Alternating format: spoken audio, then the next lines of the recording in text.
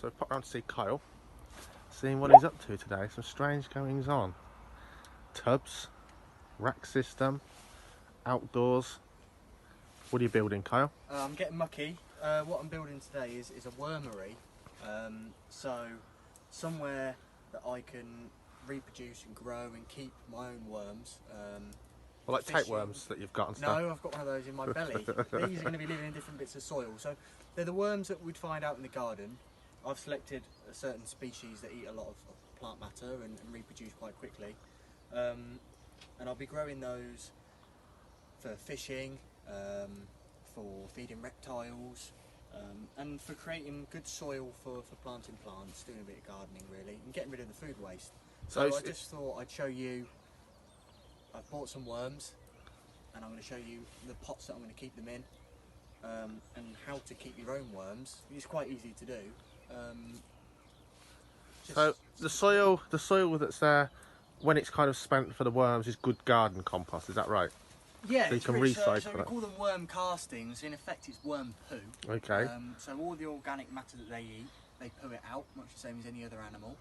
And that poo, although it can be quite toxic if you leave them in it, Okay, yeah. the worms, like us living in our own poo. Yeah, because it's in a small, an enclosed space kind of thing. It's really well broken down, really fine organic matter that's been turned over in the worms, and then makes really good soil for planting plants. Brilliant. So that's like the side effect. What are the actual worms for then? Just fishing bait, or what can we use the worms for? I mean, you're not going to eat them. You're not going to use them all for your fishing. So is it? For me, this is going to be my trial run to see if I can farm worms on a much larger scale, for financial benefit, if anything else. Okay. But those worms will be sold for different purposes, for gardeners, people who want to be a little bit green and Oh, turn over okay, their yeah. food waste for their own plants and pots.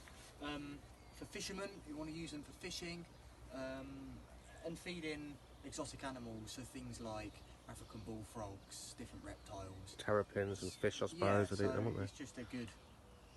Axolotls would be great food, best food you can give those things. There's so many benefits for worms, and really there's not really negatives for keeping them. They don't take up much time. No. So once I've released these worms and I've shown you the soil that I'm going to keep them in, I'm actually going to leave these for 3 weeks to let them settle down, and then I'll be feeding them every 3 weeks after that with no disturbance. So in 3 months' time, these worms should have doubled their population and keep doubling. And if they're kept really well, hopefully they'll reproduce and sort of double their population much quicker than that. When you double so as that population expands, you'll sort of hoik them out, so sift them out, and then set up new colonies and keep expanding the the farm. And the eggs, and then putting the eggs into a nursery, and dividing the worm population accordingly. Interesting. So relatively, in there, how many worms could you grow in there then, in a tub? What would you... I'm going to be putting 2 kilograms in each tub today. Wow, 2 kilograms of worms. So if this system here is finally fully stacked with tubs, that's a lot of worms on the go. So what I'll do is once the populations get really good, I'm actually going to put another tub on top of this with holes drilled in the bottom. Yeah. So I'll double up my capacity. And in that little wormery shelf there, I'm hoping to be able to get 6 comfortably in there. So that'll be 6 doubles. And at a push I can squeeze 8 in. So a high-rise system for worms, really? Yeah, a high-rise wormery is what I'm going to be doing. So over here, those have got lids on. So if they were my snake racks, the lids would stay on, maybe, or they'd be in a way that there'd been a drawer. But you'd take the lids off and stack them eventually with holes in the bottom, so draining what I've got in. Just on this one to start with is just a few air holes. The worms like a lot of air moving, a lot of oxygen. Okay. Because they will get out if they don't want to be in there. But we're going to try and keep conditions favourable for them so they don't want to crawl out. Yeah, of course they could escape. Yeah. And once this is full of worms, full of worm castings, I'll add on another tub on top, much the same, with bigger holes drilled in the bottom, and they'll feed on top. And what the worms will do, they'll come up and find that food naturally, and they'll migrate up. And then doing that, with that migration, I can actually then remove the castings underneath in the bottom tray, and sort of clean them out that way. They migrate up towards the food. Oh, let's have a look at the little little blight. What I'll show you now is the soils I'm using. So you'll remember the name of this one. It's a coconut fibre. So like coconut fibre peat, if you like, or coir peat. So from what I've read, worms really like this. And what we want is the soil to be not too wet, because that will kill the worms, but obviously not too dry. So what we look for is getting a nice handful and squeezing, and what we want is that wet in between the fingers. Okay, We don't want the water to run out. So that's as wet as I'd want it. It's dripping quite well there. But you're squeezing that to get that moisture out. Yeah, Sort of. you just want the wet in between fingers. So that one's really good, ready to go. There are a few worms in there that I picked out the drain yesterday. Oh, drain worms. So I've kept them in there, some red wigglers and whatnot. So they've gone to more And the other desert soil, kind of because thing. I'm just testing this out to start with, I've got Irish peat moss. It's really important if you buy compost to keep your worms, it doesn't have any added fertilisers in it, because that would burn and kill your worms. blimey, yeah. So this is really natural stuff. I've mixed them up ready. So what I'll do is, to start with, I've put some gravel in. So I've put an inch of gravel at the bottom as drainage. Like I said, I don't want it too wet. And there's also a tap on the front. Oh yeah, I didn't see that. It's brilliant. So if it does get too wet and I accidentally pour in too much water, I can then open up the tap and let excess water drip out. So you've got gravel around the tap hole so it doesn't block up with compost. Exactly, yeah. It's going to be able to drain out through the tap. So I'll just pop in my... Now, didn't you say once it's established, any water you drain out is called Wormery? Yeah, and it's actually a that's it. really good, That is basically concentrated, Mirror in a liquid yeah, form. plant fertiliser for your pot plants and things. So these tubs are a little bit deep. What you really want is about 3 to 4 inches of soil, ideally. But I don't see why this will hurt. So probably 8 inches, well 6 or 7 inches there over the gravel. Yeah. So I'll just mix in my soil and just check the moisture again. The Yeah, moisture is really important. So that's lovely, just trickling out between my fingers there. Well, that's not too bad considering it's been pouring rain all day long. We've managed to keep it relatively sheltered. Yeah. So we'll release the worms now then. The best bit. So I've been looking forward to. So you've not found these ones in the drain, you've bought these online or from a commercial worm farmer? From someone who's had a lot of success, so... Are they, what species are they? What? So these are tiger worms. They've got lots of different names. I One thought of they'd them be really being trout stripy. worms. I'll show you the stripes. They're kind of like just worms. So Wow. this is- How it's many a- worms are in there? Well, what's the weight of that bag? This is a 1 kilogram bag. Wow, look at those beauties. So that is 1 kilogram worms right there. Just check there's none left because I did a. When I bought this many, it did cost quite a bit. Oh yeah, that one there See- looks quite stripy. Look. It's really important when you Oh, it's gone. put your worms in your wormery. Don't bury them. Just release them on top of the soil. Spread them out nice and evenly. And you want to do it somewhere where it's really light. They don't like light, so that'll encourage them to burrow down quickly Okay. instead of sitting on the top. Wow, See, that's a lot of worms. The isn't worm it? shelving that I've got a black canopy on them to give them shade, which is quite a shaded area. But they don't want to have that sunlight. They don't want to get too hot. No, I So- should imagine that would kill them in a plastic sealed sort of Exactly. container. So the term tiger worm, like any species tiger in it, is because of those really nice stripes on their back. Stay still, worm. Hold on. And you'll see when they stretch out, Oh. those Hang on, let's look at one down little there. Oh yeah, there's segregated the stripy one. bits are much more obvious, and those stripes become much more obvious. Yeah, I didn't really notice. You can see that one burrowing. Ordinary. Burrowing down, look, pushing its way down Yeah, look at it go. so quickly as well. So these worms They know if they're up when they're light, things will eat them, don't they? are able to eat twice their body weight every day. Oh, like me really on lockdown. Yeah, a lot of us can relate to that. So I'll release the 2nd kilogram worms. Wow, that's a lot of worms in one space. It's actually that's as more than many. I thought, to be honest. But I'm quite glad I put a deep soil in now. Yeah, well, that's a lot of worms in there, isn't it? Yeah, bloody hell, yeah. Oh, little children. You'll have to edit that. So bit. do you think possibly you might have to set up another container and thin some of them out, or what? Yes. Looking at it now, I'd say they're ready to harvest. they'll certainly be eating a few cucumbers every 3 weeks, I know that. Yeah. So obviously worm food, we've got onto that topic now. Anything acidic will kill your worms, so things like onions, citrus fruits can be quite bad. So the name of the family of vegetables and fruits that are good, but things like watermelons, cucumbers, obviously things like lettuce, anything like that is brilliant for your worms. And I'd say, although I'm a novice at wormeries, especially in the warmer weather, things like watermelons and cucumbers are going to have a lot of moisture in them. So that moisture is going to go into the soil and just keep them a little bit damper. Might make it too wet in time. I know with keeping the giant snails that often one reason you have to clean them out is if you feed too much in the way of cucumber and stuff, the compost actually goes from your consistency to quite wet. Yes. So something to keep an eye on, I guess, if you're feeding very watery food. Because it's important not to disturb your worms too often. They're vanishing fast. Anything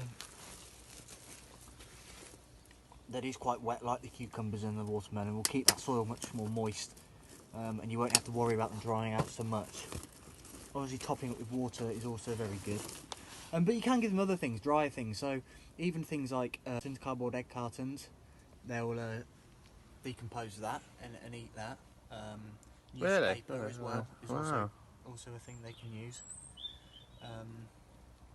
They really will eat anything, and even if it's not stuff out of your kitchen or from the shops, things like semi-rotten leaves on the ground, so autumn time.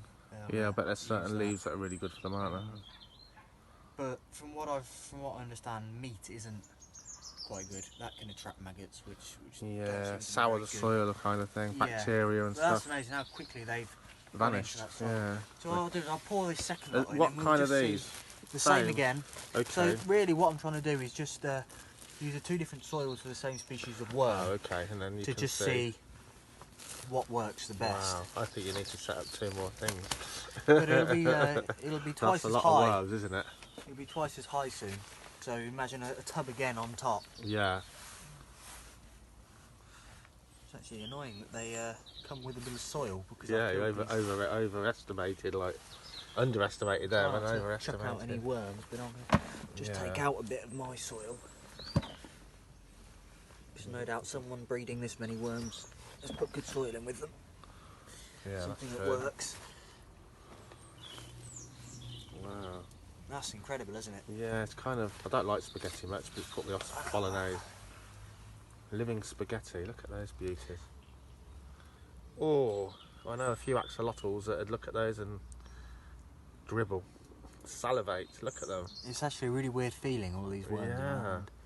So what I've been doing, I'm quite an avid fisherman, and I've been I've digging underneath trees and bushes, you know, where it's a little bit damp, trying to find worms, and I've not done well to find more than 20, I don't think. No, I mean, we've had 3 months of drought, haven't we? I don't think I've ever held this many worms in my hand. No. So really, even on a small scale, a decently run worm farm would benefit so many people. If you're a fisherman and you can just lift up a lid, forage about and find that many, I mean, that's more productive than a compost heap. Yeah, if you're quite a prolific fisherman, certainly if you're a match fisherman, and you use a lot of worms for things like chopped worm, even just whole worms as a hook bait. Yeah. Wow. To be able to just lift up a lid and pick out as many worms as you want for the day within reason, then it's very handy and so easy to do. You know, for the price of a few containers, both of those taps together as a pair cost me £3. And you might not even need them if you're good with your water. And I've slung a few scrap pallets and a bit of plastic on top to keep it dry. Yeah, certainly benefit. So for the price of a few screws, a few containers and a bag of soil.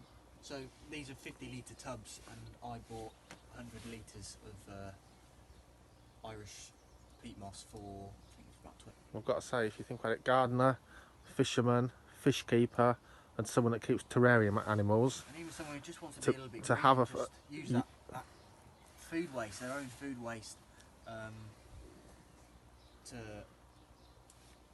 sort of recycle and make something good for the environment. And on that subject, the coir peat is a completely green product. It's a byproduct of farming, the cocoa peat, and very much frowned on is peat moss. And obviously, you've got to make sure you get that from an ethically cultivated or farmed or what's the word, cut source for the moss, and then you've got a completely green setup as couldn't be really. You know, you've got to use plastic for the containers, but obviously that's a long life, long use plastic, isn't it? So a very green thing. They're actually very pretty animals. Ah, yeah. Now, I don't know a lot about worms, but there's some brilliant pages even on Facebook where you can can learn really about see it. the stripes. I think can't there's you? about 29 species in the UK of worms. Yeah, some funny facts and figures about worms. If you Google what's the weight of worms in an acre of land, it's something incredible in tonnage, isn't it? They're a very necessary, important animal And obviously a lot of people say, in many ways. are probably looking at this and thinking, why did you buy 4 kilograms instead of 2? Why don't you just cut them in half and double your money? But actually, what happens if you cut a worm and it's... If you cut a worm down the middle and you've cut the vital organs away from the head, you will actually kill the worm. Yeah. When you say you cut it in half and get 2, what will happen is, much like a lizard's tail, the worm's tail will keep wiggling and twitching to distract a predator or something like that from eating the other half of the worm with the head and the organs. Yeah, its body, like, basically. And it will be able to, the worm will be able to get away then. But if you it'll grow back a new cut tail, the head won't away it? from the organs, it'll kill the worm. Yeah. If you cut a worm in half, basically the head half can live. I just The tail can't half believe how just quickly. its tail, So isn't that's it? why we do it in the light. Well, yeah, look at So that. here we they've are, gone. we've got a dead worm. That's completely normal to get a worm die. Well, I'm thinking But all we'll do is, all those hundreds of worms to see one left on the surface. That's quite Yeah. amazing, isn't it? so all we do is simply flick it on the grass Yeah. and feed a the bird will birds. come and eat that. So, like I said, there's no negatives to keeping worms really. It's amazing how quickly they've gone in there. Come on, focus on that. So it's important as well to leave, once these worms have gone down, I will scrape a little soil off the top. It's important to leave a few inches on top so you can actually put the food in. Yeah. So I'll leave these now for 3 weeks and I won't disturb them. And in 3 weeks' time, I'll put in a cucumber and see how long that takes. It will take about 3 weeks till I feed them again, until that cucumber's gone at least. And then I'll add in a bit more food, so maybe a cucumber, half a watermelon, and a few carrots. And just keep them topped up. Like I said, these worms eat a lot for their species. I think it's twice their body weight in a day or something like that. So they will be eating a lot. Soon be splitting them up, I reckon, don't you? If they Yeah. do well, looking how many's in there. When I ordered 2 kilograms of worms, I don't think it'd be. No. You don't know how much a worm weighs. No, so when no. I poured them out, I was shocked really. Brilliant. So I'll put the lids on now. And these have just got a few little air holes just drilled on top. They do like the air flow, they need to be well oxygenated. Well, that particular style of container, really useful boxes. They're actually airflow all the way around the edge. Yeah, they've got airflow all the way around the edge, which means the worms could escape, but you're pretty sure that really they're going to stay in there because they'll have a good habitat and environment. Yeah, I hope so. Oh, brilliant. Well, thanks for that interview, Kyle. Good luck with your wormery. Oh, they're quite heavy. I bet. Oh, health and safety in the workplace. Hopefully, Kyle, we'll check back with you soon and see if you've doubled your money. See so. how they go. Yeah, I'll keep you updated. Thanks very much. Bye for now. Bye.